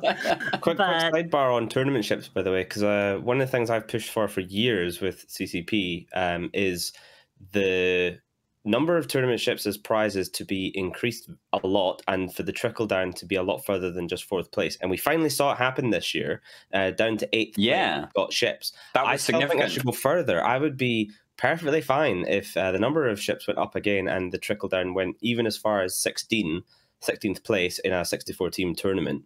I mean, it was interesting as well, because that Alliance tournament saw us go from 50 ships total of each frigate and cruiser to 150 ships total for a frigate and cruiser. Technically 151, because Bay managed to do some black magic. Yeah, we got a bonus one to give out for, I can't remember exactly the reason, but stuff like that as well. I actually asked for that there should be some sort of ultimate betting competition with the points in the channel points on Twitch, that someone could win one of the Alliance Tournament prize ships. Because you had this cartel, which still very much exists, because a number of teams have won a number of times and kind of hoard these ships. And you go on the forums and you see like sale things, but they're just like pretend selling it to each other to keep the prices artificially high. And very few people on the server ever have the ability to fly one of these ships. I absolutely think that more people should. I think that they're great fun. They are a lot of fun to fly around in, and you should be proud of them, and they should be worth a lot of money because you've earned them. But we should make them more accessible to the rest of the game. And one of the ways, and I think the best way of doing that, is to just increase the number of them that are given out and make it so that you can win them at a lower point in the tournament. As long as you don't give out more silver magnets, so I can keep that value. Exactly, except the ones I have personally. Except for the one I have. Yeah, exactly. I own a silver magnet, which I won in the MR Championship as well, and I own a Raiju from the last tournament. I'm part of Volta. And I still think that there should be more of these things. And just putting out the magnates were a reissue of existing ships. So I totally agree with them reissuing previous Alliance Tournament prize ships before, but it has already happened. I mean, that's happening this upcoming Alliance tournament. Yes, I was pushing for that as well. We're going for Minmatar ships, so we'll be seeing the Frecky. The Frecky is such a fun ship, by the way. I had a lot of fun kind of trying out the Frecky with the Alliance Open. Has it not been left behind balance-wise? The Frecky hasn't, actually. The Mimir kind of a little bit. I know the Adrestria has been left behind with its attributes. Yeah, but the Frecky is actually still really fun to fly. So, yeah, I will say that. Does anybody else on our usual panel of guests have a question before I ask yet another question to our CSM candidate? You go. Okay. I'm going to pull this one from Twitch chat from a lot earlier. This was basically like one of the first questions that happened while you were doing your introductions. I don't have words, English. Apparently we're all struggling a little bit with forming words today. But the question is this: how do you? I've reworded it a little bit because there were words like "make" and nobody can make CCP do anything. But how do you help and support CCP in avoiding creating anger and resentment in their customer base, which is the players? And how do you try and help CCP bring previous veteran customers back to subbing accounts and playing EVE Online again? Well, you bring veteran players back by looking at what the people who have quit have said. And thankfully, I have, and it's available on my website for everybody to download the data, 1,600 responses of people who've quit the game, and they identify exactly which changes to the games over years have made them leave. That was incredibly succinct and also awesome. Do you want to talk a little bit more about your questionnaire that has resulted in that? Because I remember you putting that questionnaire out there 10 months ago, something like that?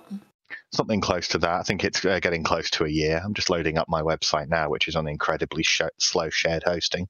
If you'd like to give us a URL, we will link it in Twitch chat for you. Yeah, sure. I'll pop it in the channel chat in a second. That will go for any of our candidates who have websites. If you DM us a URL, we will drop it in Twitch chat for you. And the data is available for everybody to download if people want to look to try and make some smarter extrapolations of the data here. Pop that into the mid-show message. There's a Google Drive link in there. Oh, nice. This data that's available to the public does not include the character names that people entered, and it does not include the free text comments that they wanted to leave because people tended to put a fair bit of, unfortunately, identifying information in there, so I cut those out. But I made clear on the survey itself and in the Reddit thread that the data would be passed directly to CCP without modification. So CCP has seen this data, they do have it, and they do have the comments and names if they wanted to do any kind of verification on it as well. Yeah, there's a few charts of basic data on here. A lot of the questions, one of the questions here that I'm looking at now is people could choose multiple of the options or enter something themselves. I asked for reasons people have quit, and nearly half of the people ticked the box that Citadel gameplay was one of the main driving reasons for them to quit. That is now midway through a Citadel rebalance revolution by CCP, so I hope we can come out of the other side of this with Citadels in a better place. I would notice that one graph that McLeod had up on the stream there was motivations for unsubbing. Do you want to talk a little bit about that real quick, if you can? Yeah. So this chart, it's not again with this one here that you've got up on the screen. People could select multiple things, hence it adding up to clearly more than 1,600. And if you look there, we've got a huge majority, 975 people out of 1,600 respondents ticked the box, too little development on existing features. So this is an indication that people overwhelmingly who are quitting the game are upset about the state of the existing parts of the game. CCP and iteration, potentially not quite a loving relationship. Alcia, do you want to jump in on this question? Yeah, so basically, generally? that last point that Phantomite just said is so important because there's so much content in the game that hasn't been touched for years. Like, up until we just got the FanFest announcement, Faction Warfare was pretty much feeling very unloved from CCP. There were some minor changes a couple of years back with, like, the range in which you can enter complexes and the new large and open being differentiated, with the large just being a roaming complex within a constellation. But by and large, before these changes that are coming out, some of them starting to come out later in this year, Faction Warfare was mostly untouched since it came out like over a decade ago. And it's not the only piece of content like that. Like, incursions are something that could, as we've mentioned here, something that could use a lot of love and a lot of revamp and become a very interesting piece of content again. And you could basically go down a list. CCP does a lot of like introduce a thing and then forget about said thing for a long time. And people who like said thing often get discouraged as glaring issues with it don't get addressed over long periods of time. And I think just going back and shoring up a lot of these opportunity points like faction warfare, like incursions, could get a lot of people to come back to the game, people who like that sort of gameplay and just wanted it to maybe get a little love. Okay, so you've kind of talked about how you get people to come back to the game a little bit there, Arcia. And before we move to other candidates, I do want to just like kind of come back to you with the first half of the question, which I think you as a current sitting CSM member could have an interesting viewpoint on, which is how do you help CCP avoid creating anger and resentment in their customer base? I think I kind of know. There's a lot of conversations that happen around what the CSM does. How do you actually do that? EVE is in a very difficult spot where, as we've mentioned, it's 30 games in a trench coat. And it's hard to make a change, even a change to help somebody that might not hurt somebody else.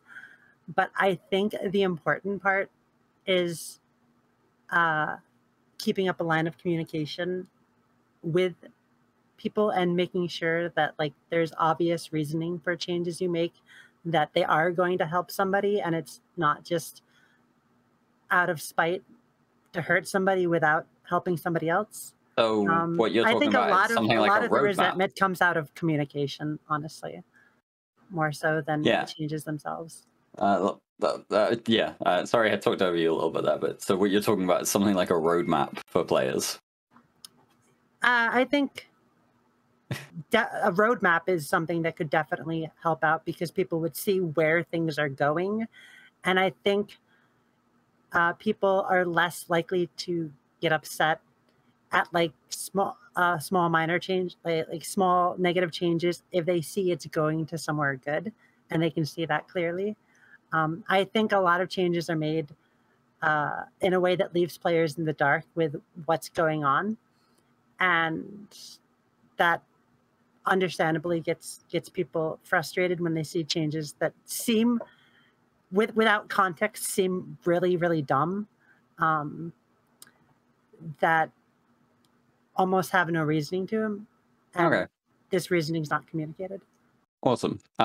Before we go to Ithaca, given that Mifune tried to interject there for a second, I am going to give Mifune another 2 minutes to answer this question.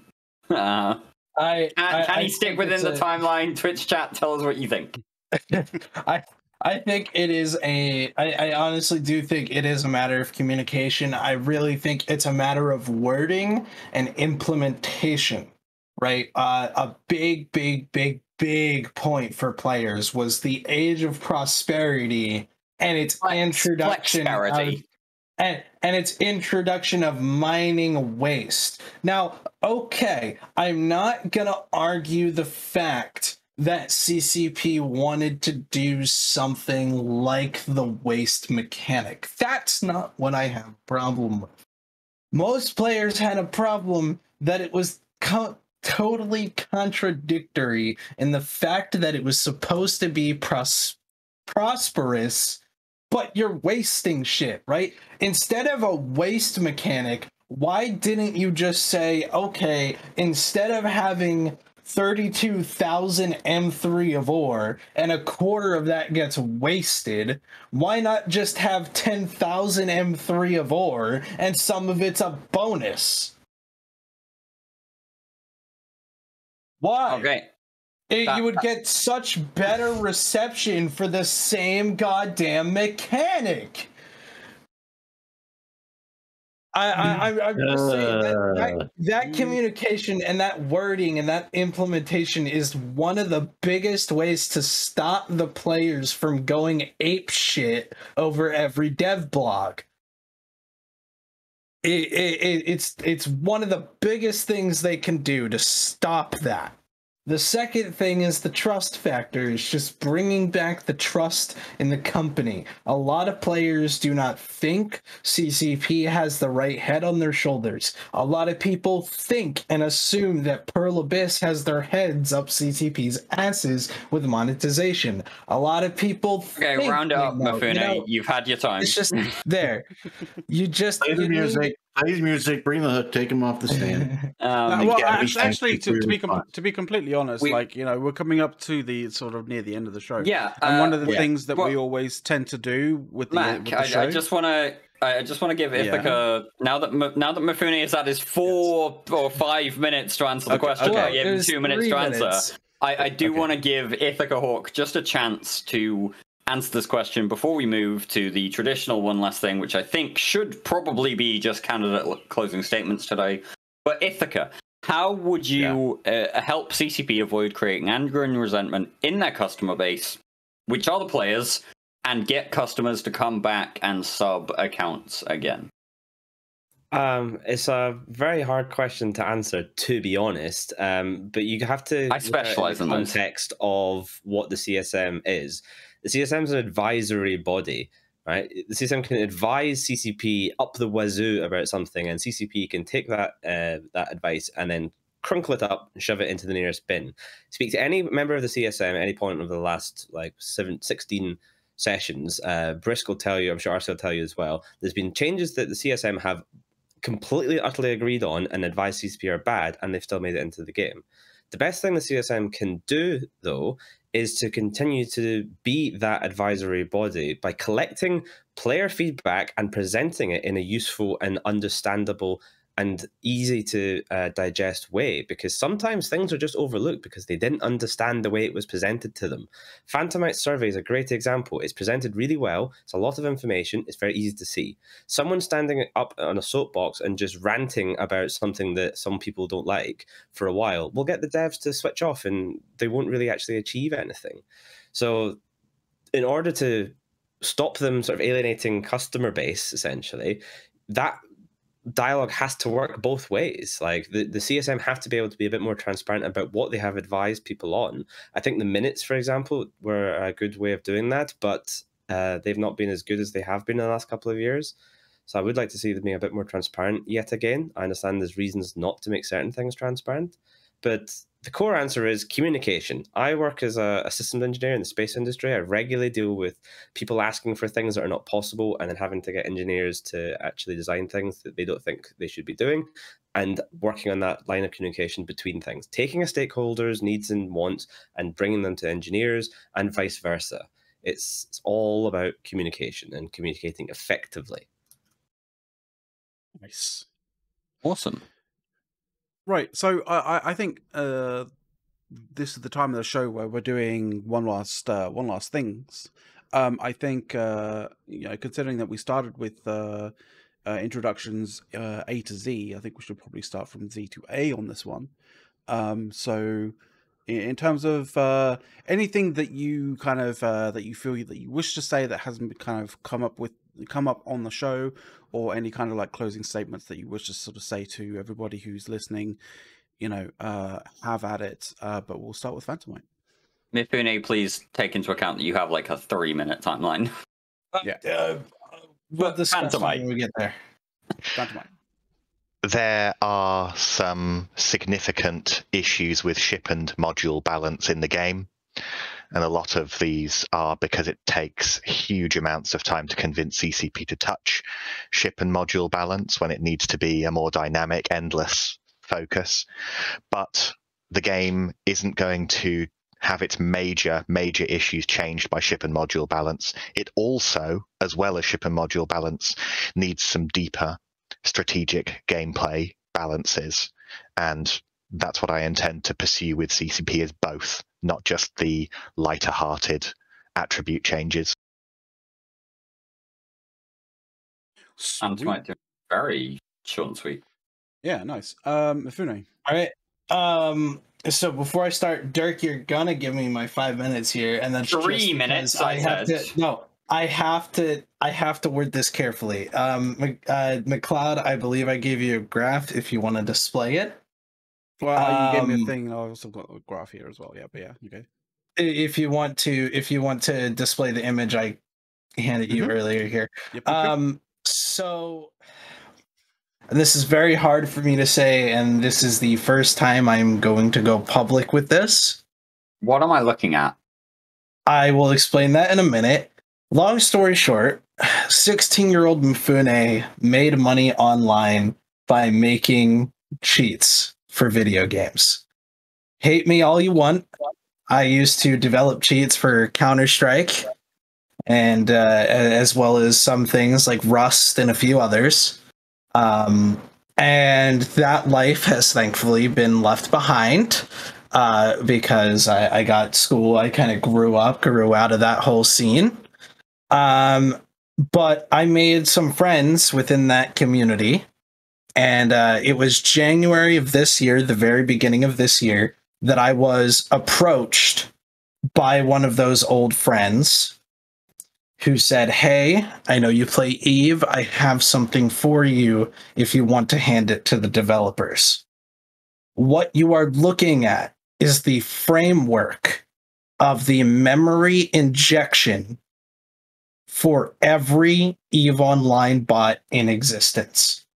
And this screenshot is just a glimpse as to what EVE Online bots look at when they are running. I have taken this source code, as well as the source code to 3 of EVE Online's most popular botting programs, to CCP through email.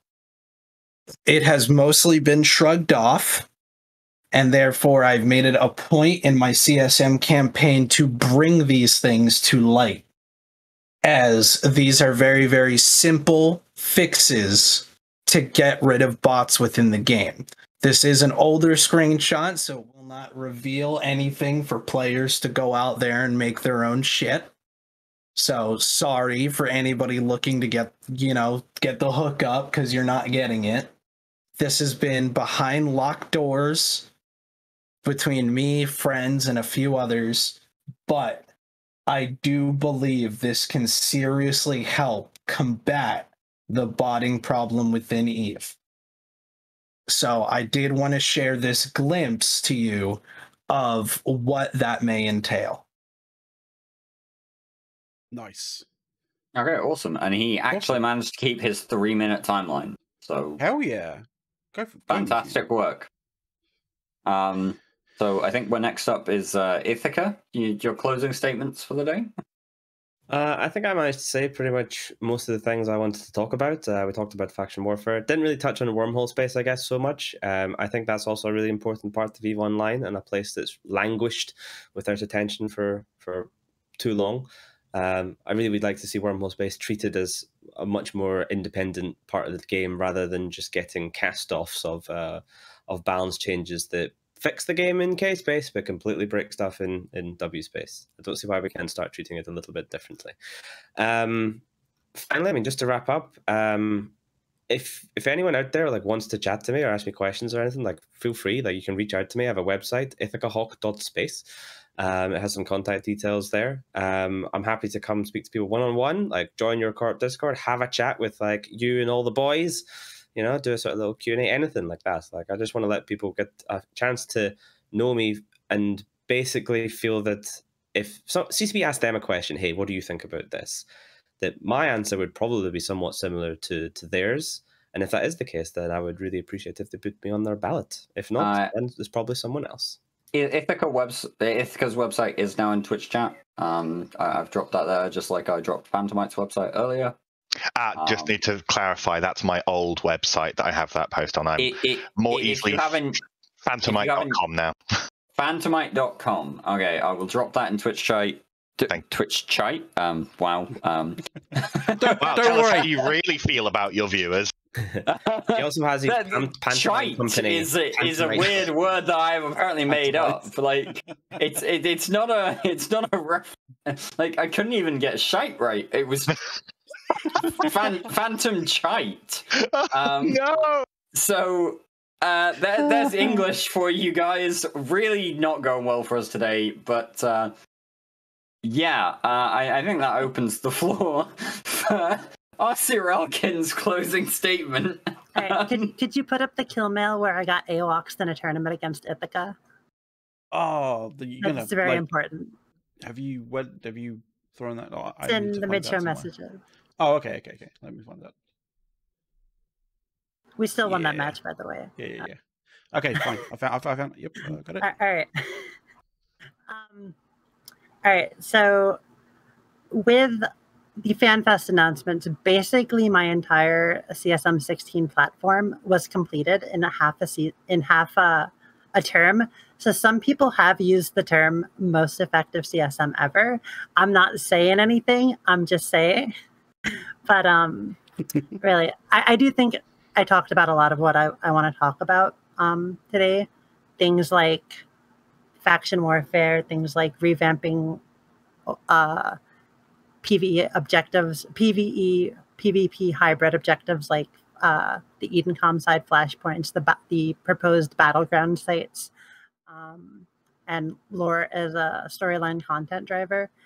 I think that even if you're not directly affected by a lot of these changes, they'll get a lot more people in space, which will directly affect you. So you'll be indirectly affected. And I think more people in space is good for everybody, whether you're in the biggest of blocks or the smallest of corporations. I thank you for the opportunity to be here today and talk, and I hope to be back again. Awesome.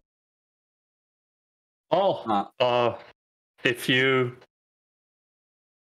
are interested in more CSM stuff, on Wednesday this coming week, we're going to have the live candidate announcement. And if you want to vote, voting starts on June 7th and will go until June 14th. You do need to be in a mega clone character to vote. You have to be subscribed to EVE Online to vote. Yeah, that's going to be a concern for some people, I think. This is why I'm being very clear about the fact that you have to be subscribed to vote. If you want to make your views known on who you would like to be members of the CSM, you have to pay CCP money. That's just how it goes. You have to be invested in some way to be able to tell CCP where your investment, is best served, I guess, right?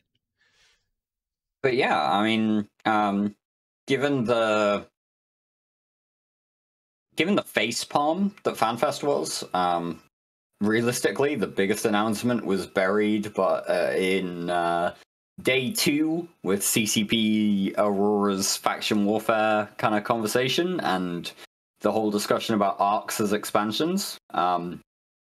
If you think that needs kind of proper feedback, consider some of our CSM candidates here and other candidates as well. As we've mentioned, we're going to see more candidates on Wednesday. The full list will be announced live by CCP. And make your views known. It almost sounded like you were doing a sort of like, for balance purposes, other candidates are available kind of well, thing. On your ballot, you are allowed to pick up to 10 candidates. We only have 4 candidates here today with us. So, yes, other candidates are, in fact, available. And we may very well speak to some of them on another show, yeah. Yeah. But at this particular point in time, I regrettably say that that's pretty much everything for the show today. It's a slightly different show. We're a little bit less combative with each other. A little bit more sort of conversational. That too. Now the show is complete. You guys are and now the show is complete. Yep, exactly. I've really enjoyed talking to these CSM candidates. It's been enlightening for sure. And thank you all for coming. Yeah. Cheers, guys. Thanks for having us. Hey, guys. Right. Bye. Thanks, everyone, for coming. See you later, stream. All right. Thanks, folks. Take care.